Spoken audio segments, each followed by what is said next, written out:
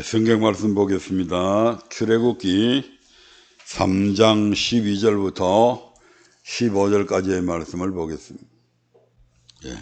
같이 읽도록 하겠습니다.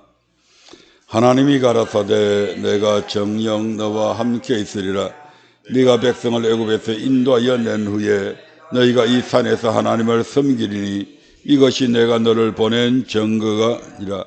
모세가 하나님께 고하되 내가 이스라엘 자손에게 가서 이르기를 너희 조상의 하나님이 나를 너희에게 보내셨다 하면 그들이 내게 묻기를 그의 이름이 무엇이냐 하리니 내가 무엇이라고 그들에게 말하리이까. 하나님이 모세에게 이르시되 나는 스스로 있는 자니라. 또 이르시되 너는 이스라엘 자손에게 이같이 이르기를 스스로 있는 자가 나를 너희에게 보내셨다 하라. 하나님이 또 모세에게 이르시되 너는 이스라엘 자손에게 이같이 이르기를 나를 너희에게 보내신 이는 너희 조상의 하나님 곧 이삭의 하나님 야곱의 하나님 여호와라 하라. 이는 나의 영원한 이름이요 대대로 기억할 나의 표언이라. 아멘. 우리 하나님께서 우리에게 이스라엘 백성들에게 세 가지 언약을 해 주셨죠. 그 첫 번째가 나는 너희를 애굽에서 구원해 주겠다. 이 애굽에서 구원하는 이 구원은 하나님의 전적인 은혜였습니다. 이스라엘 백성들이 무슨 독립운동을 했거나 우리나라와 같이 3.1절 운동 같은 그런 거 한 번도 안 해봤습니다. 우리나라는 일제치하에서 36년 동안 나라를 잃어버리고 살았지만 이스라엘 백성들은 무려 400년 동안이나 애굽에서 노예로 살았습니다. 그럼에도 불구하고 그들이 민족성을 잃지 않고 살아갈 수 있었던 그 모든 것들은 하나님께서 그들을 지켜주셨기에 가능했던 일들입니다. 그리고 하나님께서는 그들을 이제 약속하신 대로 애굽에 10가지 재앙을 내려서 이스라엘 백성들을 해방시켜 주셨습니다. 뿐만 아니라 우리 하나님께서는 그들에게 내가 너희를 애굽에서 구원하실 뿐만 아니라 애굽에서 구원해낸 그와 같은 능력으로 너희들의 모든 삶의 환경 속에서 내가 너희들을 구원해 주겠다고 말씀하셨고, 그리고 홍해를 건넌 그들에게 마실 물이 없는 그들에게 마라의 썰물을 달게 만드시는 능력을 베풀어 주셨습니다. 이스라엘 백성들은 광야 40년 동안 생활하면서도 그들의 의복이 휘어지지 아니했고 신발이 낡아져서 맨발로 다닌 사실이 없습니다. 40년 동안 광야에서 생활했지만 그들이 정갈에 물려서 죽었다거나 감기에 걸렸다거나 이런 사실도 성경에는 전혀 없습니다. 이는 하나님의 전적인 보호하심이 있었기 때문에 가능했던 일들이다 이 말입니다. 그래서 우리 하나님은 나는 너희를 치료하는 여호와이시다. 말씀대로 순종하면 내가 애굽의 사람들에게 내린 그 어떤 질병도 너희들에게 내리지 않겠다. 그리고 너희들이 병들었을 때에는 또한 치료도 해주시는 그런 예방적 치료, 그리고 병들었을 때의 치료까지도 다 해주시는 여호와, 치료의 하나님 되심을 말씀해 주셨습니다. 뿐만 아니라 사막지대에 있는 그들에게 우리 하나님께서는 물샘 12과 종려나무 70주가 있는 오아시스로 인도해 주셔서 나는 너희가 어떤 상황 속에서도 이러한 사막과 같은 광야와 같은 이러한 곳에서도 얼마든지 너희들에게 풍요로운 삶을 주실 수 있는 하나님 되심을, 부유하게 하시는 하나님 되심을 그들에게 교훈해 주셨습니다. 또 먹을 양식이 없는 그들에게 하늘에서 만나를 내려서 40년 동안이나 먹게 해주셨습니다. 먹을 거, 마실 거, 입을 거 염려하지 마라. 뿐만 아니라 목마른 그들에게 러비딤에서 바위를 깨뜨려서 그들에게 생수를 먹여주신 하나님이셨고, 아말렉과의 전투에서 성리케 하시는 여호와 니시 하나님 되심을 또한 알게 주셨습니다. 한마디로 이야기해서 모든 환경에서 우리 하나님께서는 그들을 구원해 주셨고 구원해 주실 수 있는 그런 무한한 능력을 갖고 계신 하나님이다 이 말입니다.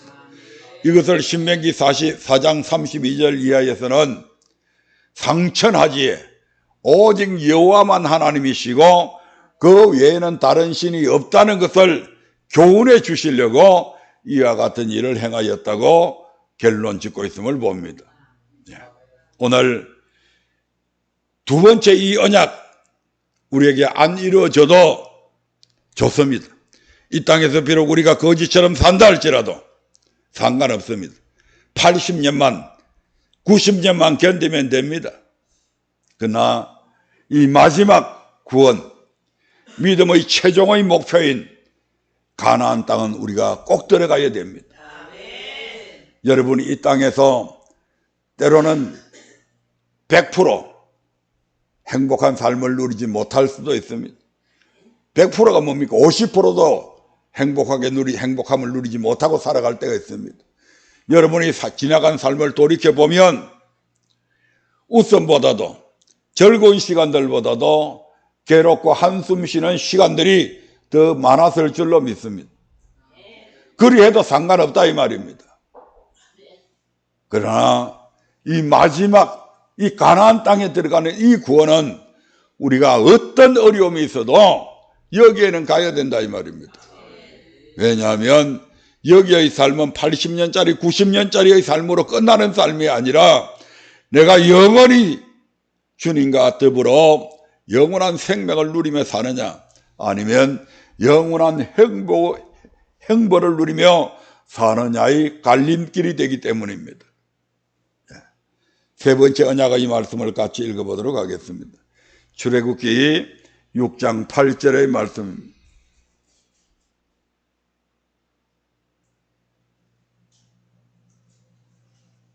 같이 읽어봅니다. 시작. 내가 아브라함과 이삭과 야곱에게 주기로 맹세한 땅으로 너희를 인도하고 그 땅을 너희에게 주어 기업을 삼게 하리라. 나는 여호와라 하셨다 하라. 나는 너희를 애굽에서 구원해 주겠다. 나는 너희의 하나님이 되고 너희는 내 백성이 되어서 너희를 모든 환경 속에서 내가 너희들의 모든 삶을 책임져 주겠다. 그리고 세 번째로 내가 아브라함과 이삭과 야곱에게 주기로 맹세한 땅, 그 땅이 어디죠? 가나안 땅. 그 가나안 땅으로 너희를 인도하고 그 땅을 너희에게 주어 기업을 삼게 해주겠다. 누구의 이름을 걸고 그랬겠다고요? 나는 여호와로 하셨다라. 여호와 하나님의 이름을 걸고 언약의 하나님 반드시 말씀하시고 말씀대로 이루시는 그 하나님의 거룩하신 칭호를 이름을 걸고 맹세했다 이 말입니다.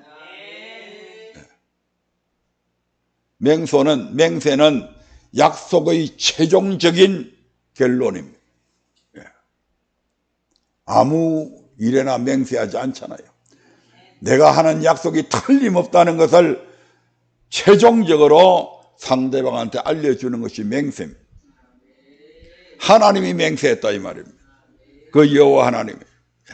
그러면 하나님께서 맹세한 이 가나안 땅은 무엇을 의미할까요? 오늘날 남한의 경상남북도 정도밖에 안 되는 그 땅덩어리 거기에 우리를 인도하겠다는 겁니까? 아니란 말이에요. 그 사흘들이 옆에 주변의 나라들하고 전쟁이 일어나는 거기에 왜 우리가 가서 살아요? 이 가나안 땅은 무엇을 의미하는가? 성경은 히브리서 3장 10편 95편 11절에도 있고 히브리서 3장 11절에도 있지만 히브리서 3장 11절의 말씀을 보도록 하겠습니다. 같은 말씀입니다.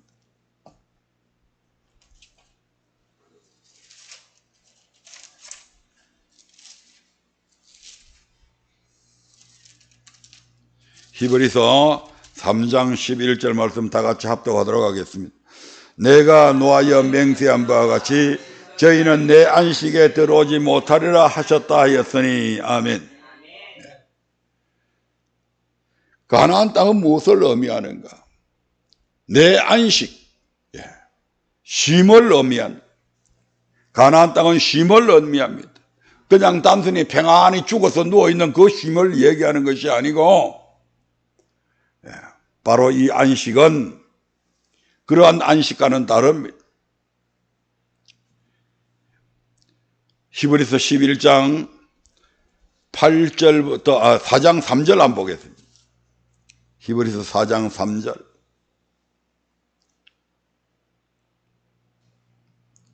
시작. 이미 믿는 우리들은 저 안식에 들어가는도다. 그 말씀하신 바와 같으니 내가 노하여 맹세한 바와 같이 저희는 내 안식에 들어오지 못하리라 하셨다 하였으나 세상을 창조할 때부터 그 일이 이루어졌느니라. 세상을 창조할 때부터, 아담을 만드신 이후로 그때부터 믿는 자들은 이 안식에 들어갔지만 믿지 않는 자들은 안식에 못 들어갔다 이 말입니다.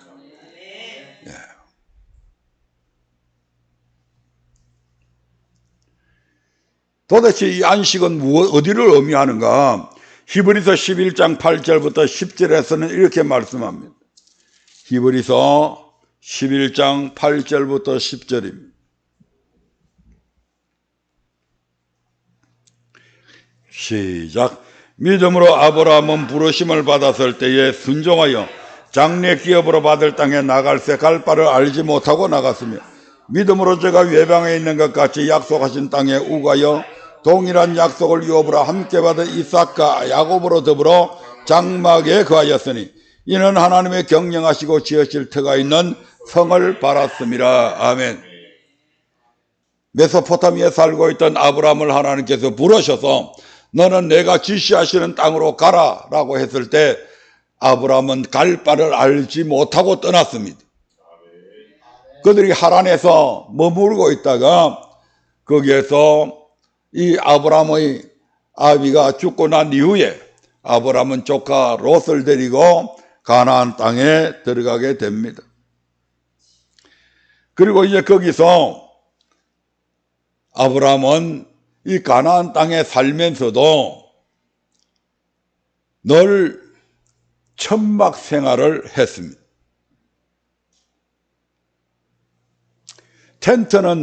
텐트족들은 그 텐트 안에서 물론 저 베두인 족속 같은 것도 있지만 우리가 일반적으로 천막 안에 산다고 하는 것은 거기에서 영구히 살기 위해서 거기서 사는 게 아니잖아요. 반드시 떠나야 되잖아요. 잠시 여름철 휴가 받아가지고 저 바닷가나 계곡 같은데 천막 쳐놓고 있다가 때 되면 그거 마치고 나면 집으로 돌아오잖아요. 아브라함이 왜 그와 같은 생활을 했을까? 이삭이, 야곱이 왜 천막 속에서 살았을까? 난 그 목축업을 하니까 자꾸 이동해야 되기 때문에 그랬을까요? 아니란 말이에요. 야곱과 이삭과 야곱, 아브라함은 성경적으로 보면 부자였습니다. 아브라함 때는 아브라함이 400명의 종을 거느리고 있을 정도로 부유했다 이 말입니다. 이삭도 마찬가지고요. 그러면 그들은 아브라함이 일일이 양을 치러 나갔습니까? 아니잖아요. 그건 양치기들이 다 했잖아요. 그러면 멋진 이스라엘 땅에는 거의 슬라브 지붕을 갖고 있는 그런 집들이니까 멋진 호화주택을 지어놓고 거기서 살 수 있잖아요. 그럼에도 불구하고 그들은 그런 삶을 살지 않았다. 이건 뭘 의미하느냐? 이 땅의 삶은 나그네 삶이다 이 말입니다. 어차피 떠나야 된다 이 말입니다. 그래서 그들은 무엇을 보고 살았다고요? 하나님의 경영하시고 지어칠 터가 있는 성을 바라보며 살았기 때문에 그랬다. 이 땅은 영구히 내가 살아야 될 곳이 아니다. 내가 가야 할 본향은 하나님께서 직접 경영하시고 하나님께서 지으실 터가 있는 성이 있다. 그 성을 바라보면서 살아갔다 이 말입니다. 예수님께서는 이 땅에 오셔서 제자들이 이제 예수님께서 제자들에게 내가 이제 떠나갈 때가 됐다. 내가 예루살렘에 올라가면 고난을 받고 십자가에 못 박혀 죽을 것이다. 그러니까 제자들이 뻥 쪄버리죠. 아니 예루살렘에 가면 왕이 되고 왕이 되면 우리는 거기서 한 자리씩 차지할 줄 알고 따라왔는데 그 예수님께서 십자가에 죽으시겠다고 얘기합니다. 그 심지어 베드로 같은 경우에는 주여 죽지 마옵소서 그렇게 하다가 예수님께 호된 꾸중까지도 들었죠. 사탄아 물러가라 너는 나를 넘어지게 하는 자라고. 베드로는 예수님을 이해한다고 했지만 예수님께서는 그렇게 꾸중하셨습니다. 그렇게 이제 되자 제자들의 마음속에는 근심이 가득 찼습니다. 도대체 우리는 뭐야? 닥쳤던 개신새야? 3년 동안이나 따라다녔는데 처자식 다 버리고 전토 버리고 생업인 배사업 다 포기하고 주님 쫓아왔는데 우리 뭐야 도대체? 마음에 근심이 가득했습니다. 그때 주님께서 그 제자들에게 이런 말씀을 하십니다. 요한복음 14장 1절부터 3절의 말씀을 봅니다.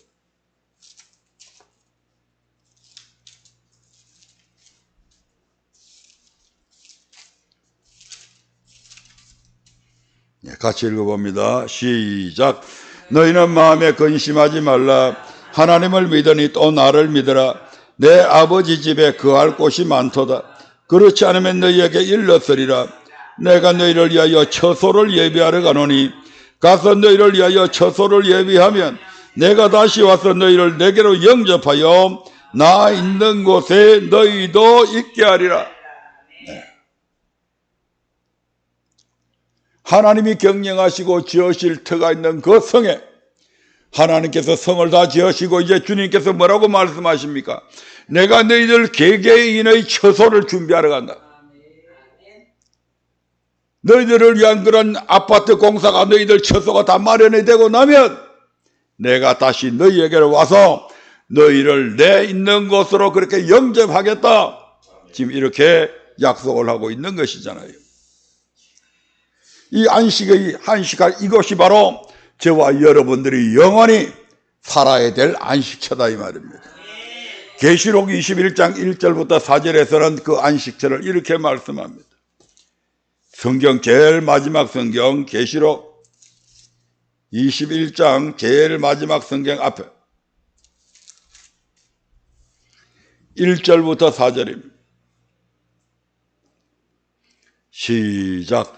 또 내가 새 하늘과 새 땅을 보니 처음 하늘과 처음 땅이 없어졌고 바다도 다시 있지 않더라. 또 내가 보매 거룩한 성 새 예루살렘이 하나님께로부터 하늘에서 내려오니 그 예비한 것이 신부가 남편을 위하여 단장한 것 같더라. 내가 들으니 보좌에서 큰 음성이 나서 가로되 보라 하나님의 장막이 사람들과 함께 있으며 하나님이 저희와 함께 거하시리니 저희는 하나님의 백성이 되고 하나님은 친히 저희와 함께 계셔서 모든 눈물을 그 눈에서 씻기심에 다시 사망이 없고 애통하는 것이나 곡하는 것이나 아픈 것이 다시 있지 아니하리니 처음 것들이 다 지나갔음이르라. 아멘. 어떤 슬픔도 어떤 아픔도 어떤 질병도 어떤 고통도 없는 그 영원한 세계, 그곳이 바로 저와 여러분들이 안식해야 될 가나안 땅 천국이다 이 말입니다. 아멘. 여기는 우리가 반드시 들어가야 된다고요. 그런데 이 출애굽기 6장 8절의 언약대로 가나안 땅에 들어가려면 어떻게 해야 되는가? 예수만 믿으면 모두 다 들어가는가? 성경을 통해서 확인해 보도록 하겠습니다. 출애굽기 6장 8절입니다. 다시 한번 더 봅니다. 출애굽기 6장 8절.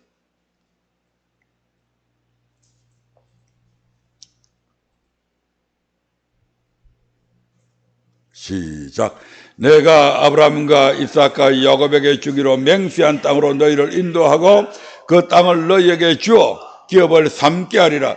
나는 여호와로라 하셨다 하라. 아멘.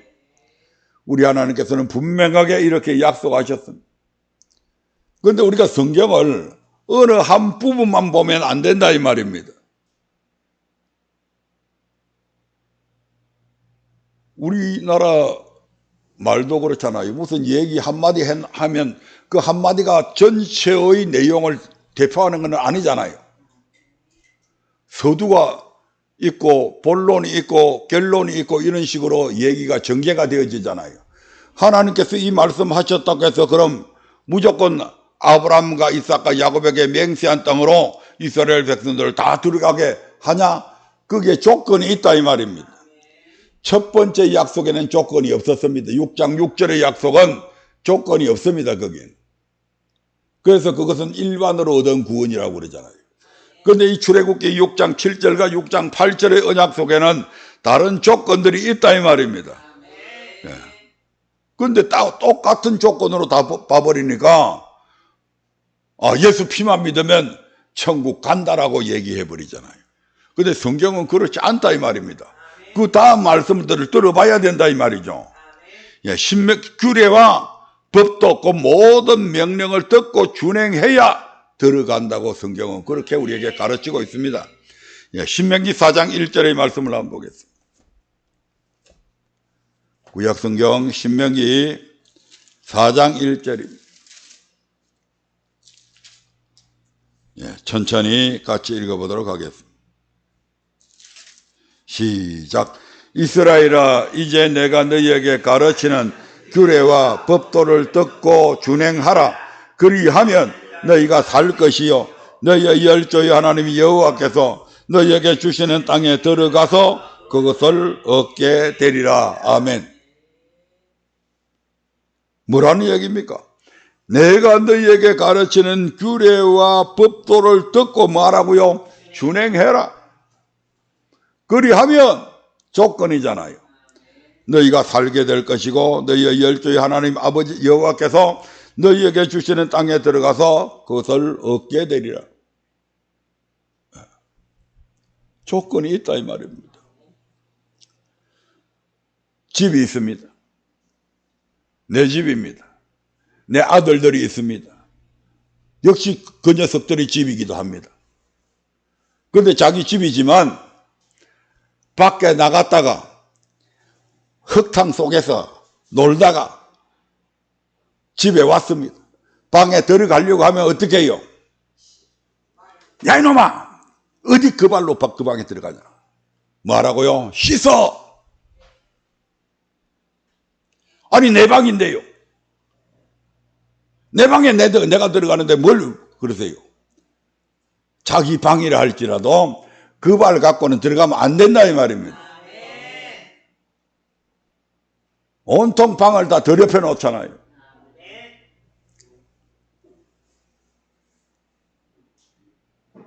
우리가 하나님께서 첫 번째 약속을 했다고 해서 하나님 말씀대로 순종도 안 하고 그런 것들이 천국에 다 들어가면 그 천국이 천국 되겠어요? 지옥 되겠어요? 그렇다 이 말입니다. 그러면 천국 굳이 만들 필요 없잖아요.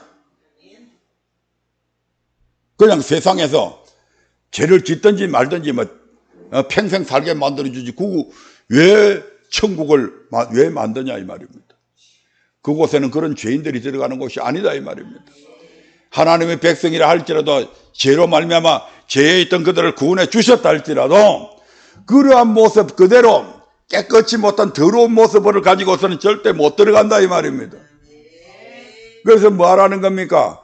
내가 너희에게 가르쳐준 규례와 법도 어떻게 살아야 될 것인가를 가르쳐준 그대로 준행해라.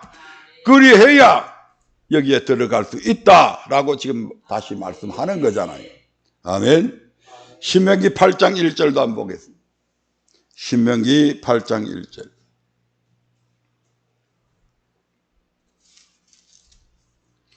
시작. 내가 오늘날 명하는 그 모든 명령을 너희는 지켜 행하라. 그리하면 너희가 살고 번성하고 여호와께서 너희의 열조에 맹세하신 땅에 들어가서 그것을 얻으리라. 아멘. 그리하면 여기도 조건이 있잖아요. 뭐라고요? 명령을 지켜 행해라. 그리해야 맹세하신 땅에 들어가서 너희 열조 아브라함과 이삭과 야곱에게 맹세하신 땅에 들어가서 그것을 얻게 된다. 예, 분명하게 말씀하고 있잖아요. 구약에서만 이렇게 말씀했을까요?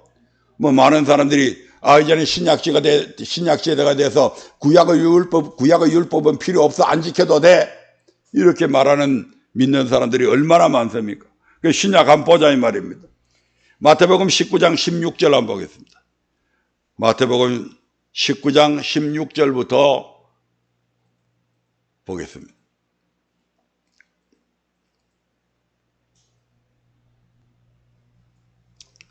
같이 읽어본다. 시작.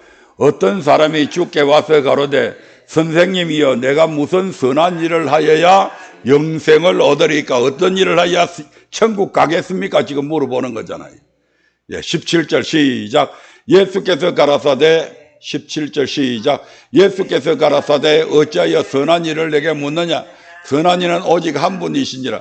네가 생명에 들어가려면 무엇을 지켜라? 계명들을 지켜라. 규례와 법도 지켜라. 내 명령 지켜라 이 말입니다. 18절 보겠습니다. 그러니까 이제 그 사람이 이렇게 물어보죠. 시작. 가로되 어느 계명이오니까? 예수께서 가라사대 살인하지 말라, 간음하지 말라, 도적질하지 말라, 거짓 증거하지 말라, 내 부모를 공경하라, 내 이웃을 내 몸과 같이 사랑하라 하신 것이니, 뭐 하나님께 대한 계명은 말할 것도 없고 사람에 대한 이러한 계명을 지켜야 영생 얻는다라고 말씀하고 있잖아요. 예, 이 말씀이 중요하니까 마태뿐만 아니고 마가도 누가도 똑같은 말씀들을 이렇게 기록을 하고 있습니다. 그리고 누가복음에서는 이런 말씀이 있습니다. 누가복음 10장 25절부터 28절까지의 말씀만 보겠습니다. 무엇을 해야 영생 얻는가? 예. 이제는 어떤 사람이 아니고 율법을 잘 안다는 율법사가 예수님에게 이런 질문을 합니다.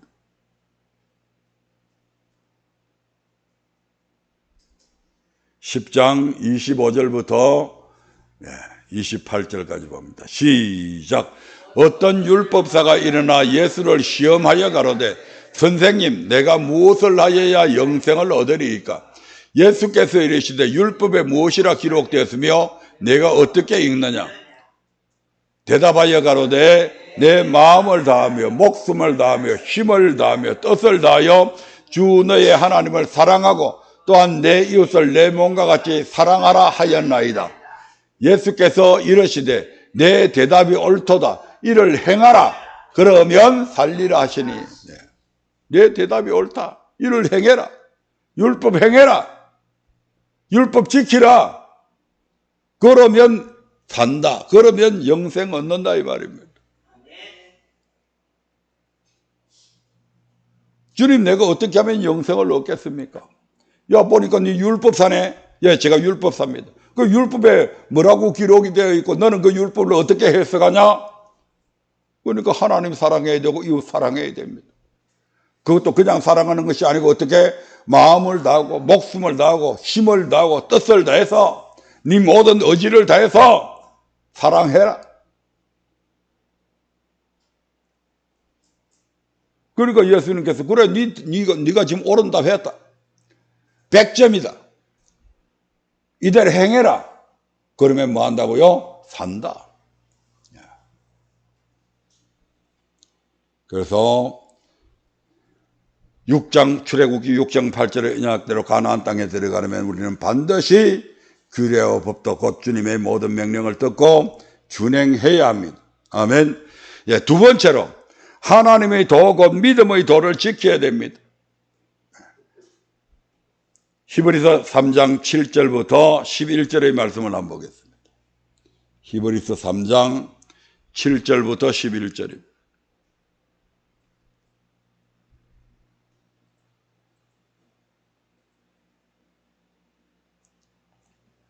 시작.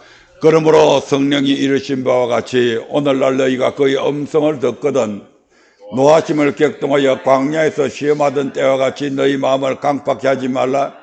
거기서 너희 열조가 나를 시험하여 정엄하고 40년 동안에 나의 행사를 보았느니라. 그러므로 내가 이 세대를 놓아여 가로되 저희가 항상 마음이 미혹되어 내 길을 알지 못하는도다 하였고 내가 놓아여 맹세한 바와 같이 저희는 내 안식에 들어오지 못하리라 하셨다 하였으니. 무슨 말씀입니까? 이스라엘 백성들이 애굽에서 구원받아 가지고 광야 교회 생활하면서 이 말입니다. 광야 교회 생활하면서 마귀의 미혹을 받아 가지고 온갖 악을 저지르게 되잖아요. 마귀한테 항상 마음이 미혹되어 가지고 내 길을 알지 못하는도다 했다. 내 길을 알지 못한다. 여기서 내 길은 다른 시편에서는 내 도라고 표현되어 있습니다. 내 도, 하나님의 도, 믿음의 도를 알지 못한다. 뭐가 못 들어서 그렇게 된 것이 아니고 분명히 들었는데 미혹을 당해서 알지 못하게 되었다 이 말입니다. 그러니까 그런 자들을 향해서 내 안식에 들어오지 못하리라 했다. 하나님의 도, 믿음의 도 왜 주었습니까? 뭐하라고요? 하나님 섬기라고. 그 말씀대로 하나님 섬기라고 줬다 이 말입니다. 근데 이제 마음이 미혹이 되어가지고 어떻게 섬겨야 되는지를 잊어버리게 되었다 이 말입니다. 안식일을 거룩하게 지키라고 얘기했는데도 불구하고 안식일날 산에 나무하러 가는 자들이 있었다 이 말입니다. 안식일에 엉뚱한 일을 하는 사람이 저 낚시하러 가고 산으로 놀러가고 들로 놀러가고 피서가고 했다 이 말입니다.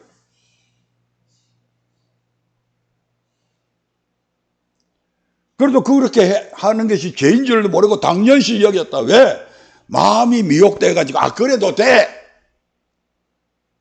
오늘 이렇게 미혹된 그리스도인들이 얼마나 많습니까? 목사님, 저 이번 금요일 날요 우리 회사에서 단합대회 간다고 저 강원도 속초로 가기로 했는데요. 목사님 어떡하죠? 집사님 괜찮아. 갔다 와. 금요일 날 기도회 마치고 금요일 날 예배 드리고 가. 그리고 헌금은 온라인으로 교회로 보내. 그럼 헌금은 왜 받아 처먹으려고 교회도 나오도 안 한 사람한테. 그래서 그 집사님이 갔다 왔어. 그게 한 사람 두 사람 입을 건데 금요일 날 예배 드려도 되는구나. 안식일 날 굳이 예배 안 드리고 금요일 날 예배 드리고 가도 하나님 되는구나. 누가 그렇게 가르쳤다고요? 더럽게도 목사들이 그렇게 가르쳐가지고 수많은 성도들이 주일날 예배가 아닌 수요일 날에도 예배 갖다 붙이고 금요일 날에도 예배 갖다 붙이고 새벽 예배, 장례식장에도 가면 발인 예배, 전부 다 예배라고 하는 용어를 그따 다 갖다 붙였다 이 말입니다. 예배라고 하는 용어는 주일날 예배 드리는 이 예배, 안식일에 드리는 예배 외에는 예배라고 하는 칭호를 쓰면 안 된다 이 말입니다. 왜? 예배는 누구한테 드리는 것이다? 하나님께만 드리는 거다 이 말입니다. 그래서 그전에는 우리가 어떻게 드렸어요? 수요 기도회, 금요 기도회, 새벽 기도회 이렇게 다 했잖아요. 왜 거기다가 예배를 갖다 붙여? 그러니까 성도들이 헷갈려가지고 이제는 예배 드리는 것도 모르게 되어버렸다 이 말입니다. 금요일 날 예배 드려도 되는 줄 알고 수요일 날 예배 드려도 되는 줄 알고 주일 예배를 옛사롭게 빼먹는다 이 말입니다. 그래서 뭐 했다고요? 내 길을 알지 못했다. 내 도를 알지 못했다. 믿음의 도대로 섬기지 않았다. 그러니까 믿음의 도대로 섬기지 않으니까 내 안식에 천국에 거룩한 성에 새 예루살렘 성에 들어오지 못하게 했다 이 말 아닙니까 지금?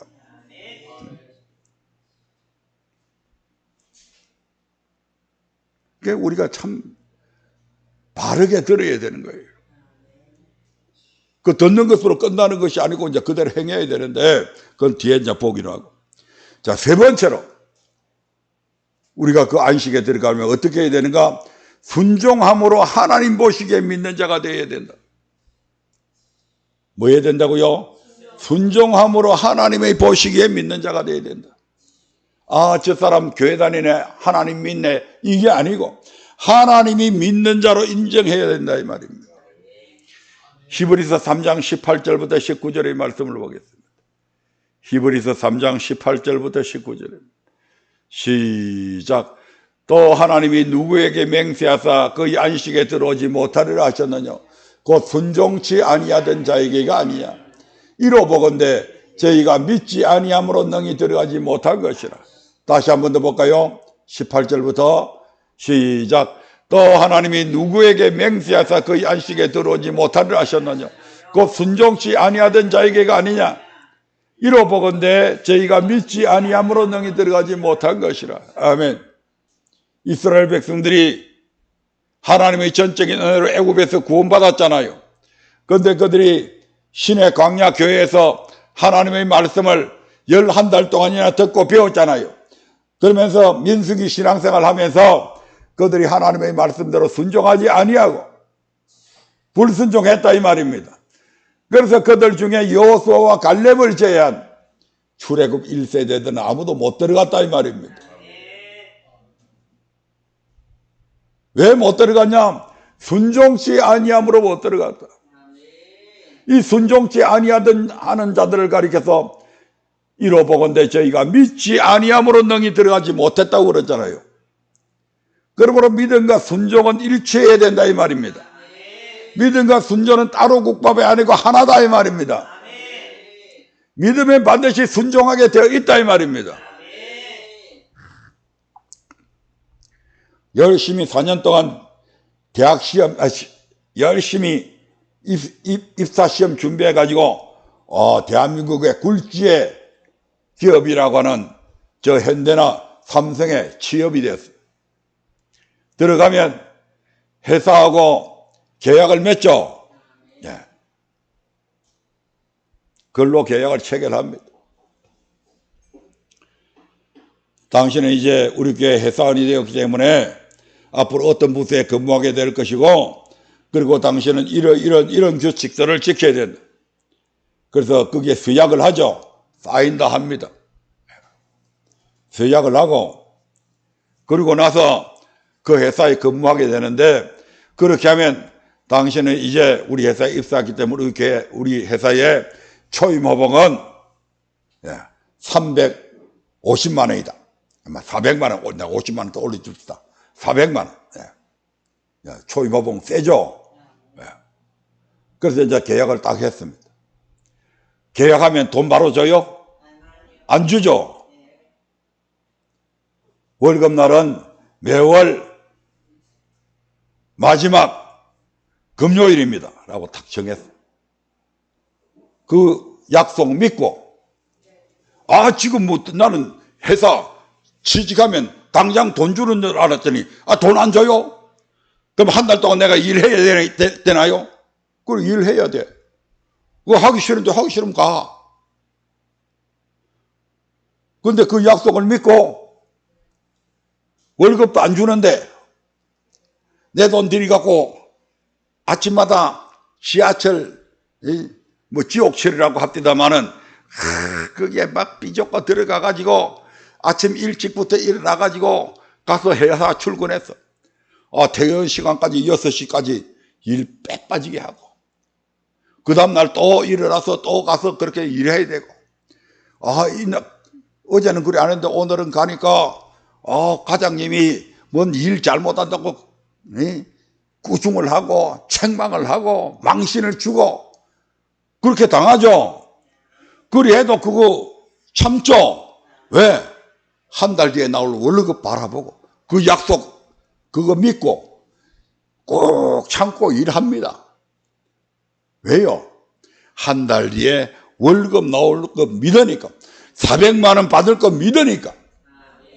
믿으니까 순종을 했다 이 말입니다. 믿으니까 꾸중을 들어도 참았다 이 말입니다. 믿으니까 상사한테 창피할 정도 욕을 얻어먹어도 참고 견뎠습니다. 믿음에 뭐 한다고요? 순종하게 되어 있다 이 말입니다.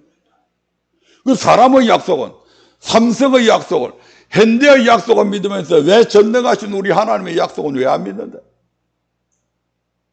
왜 안 믿어요? 왜?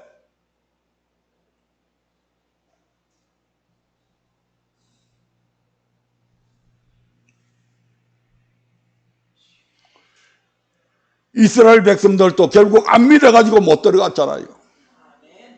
천국 아무나 가는 건 아니다 이 말입니다. 같이 가자 이 말입니다. 저도 가야 되고 여러분들도 가야 되고. 예?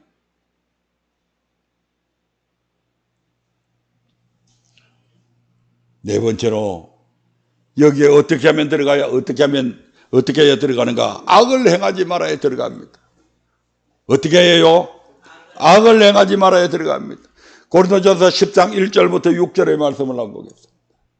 고린도전서 10장 1절부터 6절입니다. 시작. 형제들아 너희가 알지 못하기를 내가 원치 아니하노니 우리 조상들이 다 구름 아래 있고 바다 가운데를 지나며 모세에게 속하여 다 구름과 바다에서 세례를 받고 다 같은 신령한 식물을 먹으며 다 같은 신령한 음료를 마셨으니 이는 저희를 따르는 신령한 반석으로부터 마셨으며 그 반석은 곧 그리스도시라. 그러나 저희의 다수를 하나님이 기뻐하지 아니하신 거로 저희가 광야에서 멸망을 받았느니라.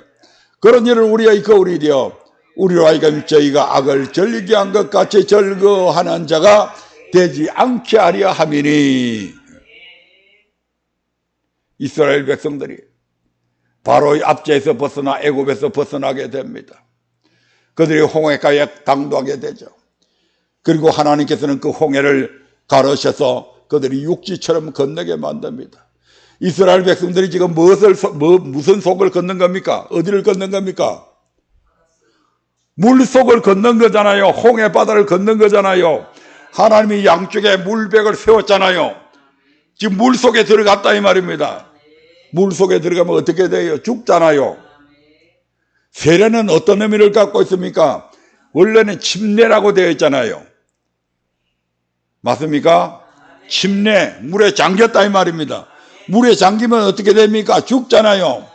그래서 세례는 내가 예수 그리스도와 연합되어진 나는 이제 물속에 잠겨서 옛 사람은 죽고 그리고 다시 끄집어내서 어떻게 됩니까? 예수님께서 죽음을 딛고 일어나신 것처럼 예수님과 연합된 나는 살아났다는 의미를 가지고 있잖아요.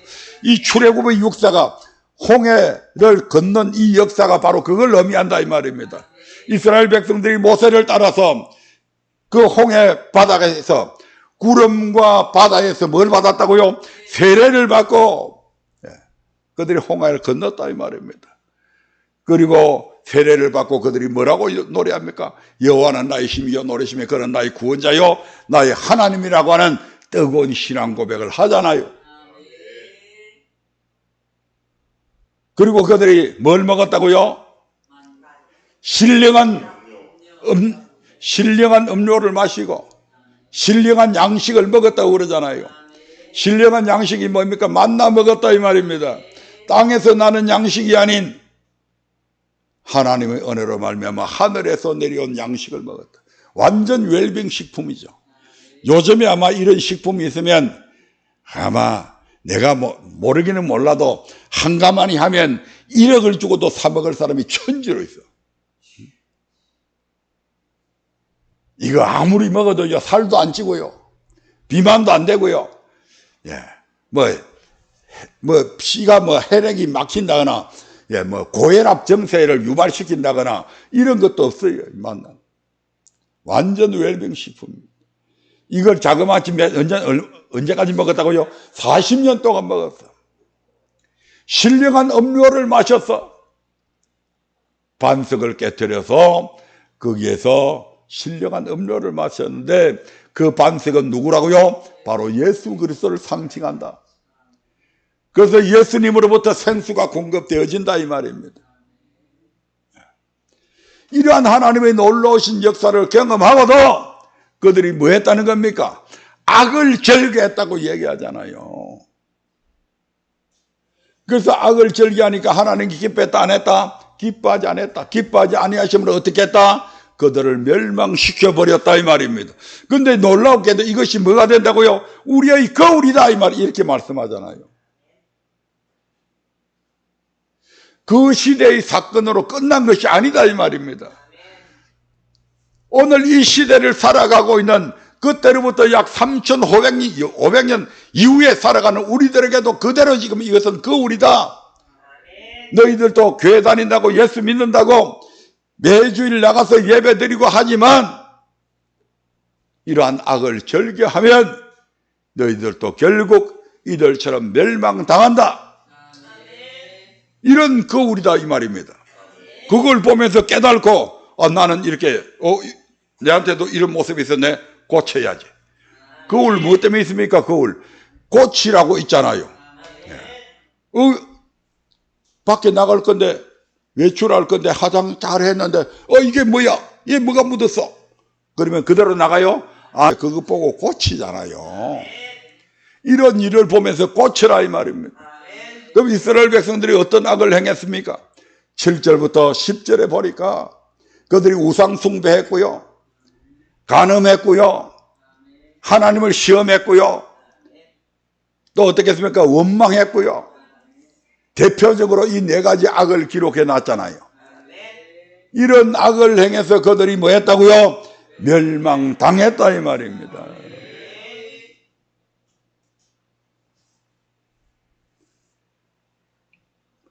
11절 말씀 한번 볼까요? 시작. 저희에게 당한 이런 일이 거울이 되고 또한 말세를 만난 우리의 경계로 기록하였느니라. 6절에서도 거울이 된다고 그러더니 11절에서도 또 이렇게 재차 얘기하잖아요. 그만큼 강조하고 있는 거잖아요. 저희에게 당한 이런 일이 거울이 되고 또한 말세를 만난 오늘 살아가는 우리에게 하나님께서 그렇게 살지 말라고 경계로 기록을 해놨다. 아멘.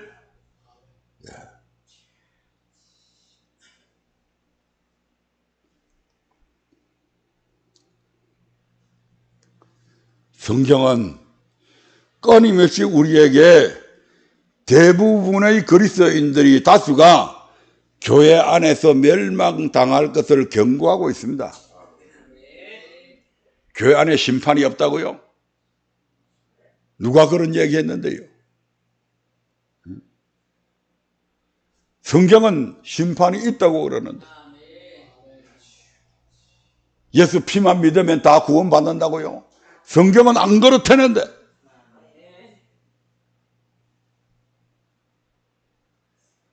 구원받는 자가 분명히 적다고 성경은 그렇게 얘기한다 이 말입니다. 마태복음 7장 13절부터 14절 한번 볼까요?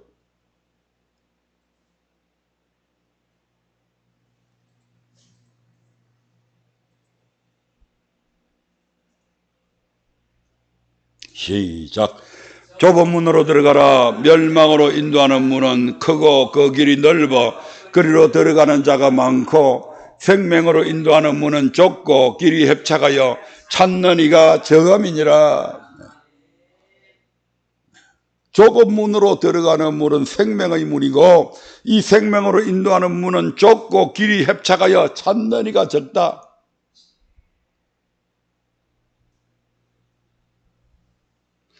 좁은 문으로 들어가라고 세상 사람들은 좁은 문으로 들어가라고 하니까 예수 믿는 사람들이 목사들이 뭐라고 가르쳤냐면 예수 믿는 것이 좁은 문이래. 그래서 세상 사람들 안 믿는 사람들은 넓은 길로 가는 것이고 예수 믿는 사람들은 좁은 길로 가는 것이래.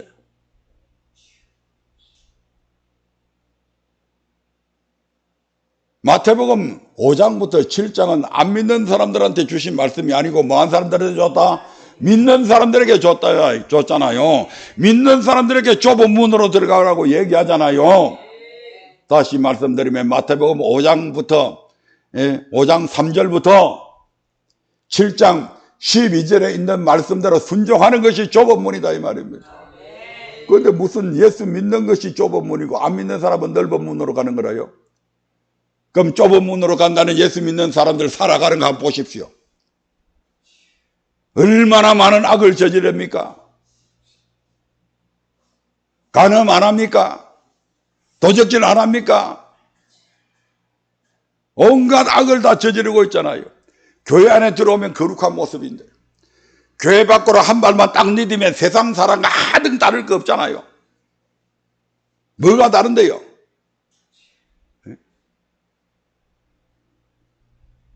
하나님의 말씀대로 얼마나 살아가고 있냐 이 말입니다. 물론 들은 말씀들이 있어서 남한테 조금 친절하게 하는 것은 있을 수 있을 겁니다. 그거 가지고 안 된다 이 말입니다. 그 정도 선에 머물러 가지고는 안 되는 거예요.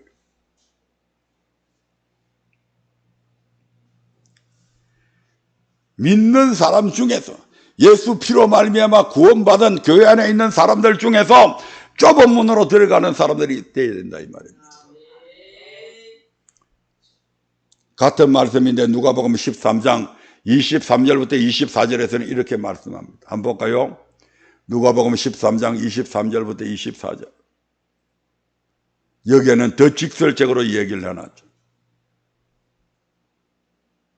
시작. 혹이 여짜오되 주여 구원을 얻는 자가 적으니까 저에게 이르시되 좁은 문으로 들어가기를 힘쓰라. 내가 너희에게 이르노니 들어가기를 구하여도 못하는 자가 많으리라. 네. 많다고요? 적다고요? 네. 좁은 문으로 들어가는 사람이 적다 이 말입니다. 좁은 문으로 들어가기를 힘쓰라. 피만 믿으면 구원받는데 무슨 좁은 문으로 들어가기를 힘쓸 필요가 뭐 있어요? 예수 피만 믿으면 천국 간다면 주일날 예배 안 드리고 놀러도 가고 다 세상 사람들이 하는 것처럼 할 거 다 하고 그렇게 살지.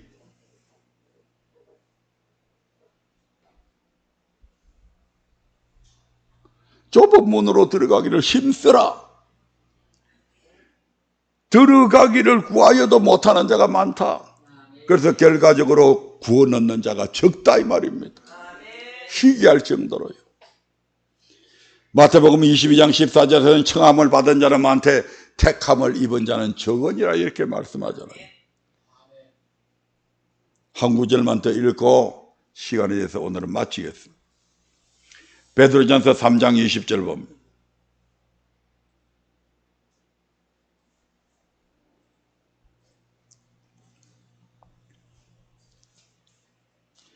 시작. 그들은 전에 노아의 날 방주 예비할 동안 하나님이 오래 참고 기다리실 때에 순종치 아니하던 자들이라. 방주에서 물로 말미암아 구원을 얻은 자가 몇 명뿐이니 겨우 8명이라. 아멘. 음부에서 고통당하는 자들, 그들은 어떤 자들이었던가? 바로 노아의 날 방주 예비할 동안에 노아가 방주를 짓는 날 동안 하나님께서 오래 참고 기다려 주셨잖아요. 노아가 그 방주를 지으면서 많은 사람들에게 앞으로 하나님의 물로서 세상을 심판하신다는데 자네, 친구야, 아재, 삼촌, 조카, 제발 이 방주 물 심판을 이기기 위해서 나와 같이 저 방주 좀 짓는데 동참해 주게. 얼마나 많은 경고의 말씀을 그들에게 전해주면서 방주 지을 것을 동참할 것을 그렇게 이야기했냐 이 말입니다. 그게 그때 하나님께서 그 방주 짓는 옛날에 어디 뭐 공구가 제대로 있었습니까? 몇십 년이 걸렸는지는 모르지만 그 긴 세월 동안 방주를 짓는 동안 하나님께서 오래 참고 기다리시면서 제발 방주 짓는데 동참해라 동참해라 그렇게 얘기했음에도 동참 안 했잖아요. 그들이 지금 어디에 가 있다고요? 저 음부에서 지금 신음하고 고통당하고 있었다. 방주에서 물로 말미암아 구원을 얻은 자는 겨우 몇 명뿐이었다? 8명뿐이었다. 노아의 7 식구, 노아를 포함해서 8 식구밖에 없었다. 적다 많다요? 적다 이 말이에요. 피만 믿으면 된다고요? 아니요. 힘써야 된다고 얘기하잖아요. 아멘. 힘써야 됩니다. 이 영혼 구원에 들어가기 위해서는, 천국 들어가기 위해서는 힘써야 된다 이 말입니다. 그러면 나도 못 가겠네. 어떻게 하면 좋지? 아이고, 이 양 못 갈까? 포기할까? 아니란 말이에요. 할 수 있는 힘을 누가 준다고요? 하나님께서 주신다고요. 그래서 믿고, 그 하나님 말씀을 믿고 순종하려고 하면 순종할 수 있는 힘을 하나님께서 계속 주신다고요. 우리 힘과 안 된다 이 말입니다. 그래서 성령보혜사까지도 주셨잖아요. 예, 그래서 여기서 끝내려고 그러는데, 구원의 하나님과 관련해서 다음 시간에 좀 더 한번 살펴보고 끝내려고 합니다. 이 부분은.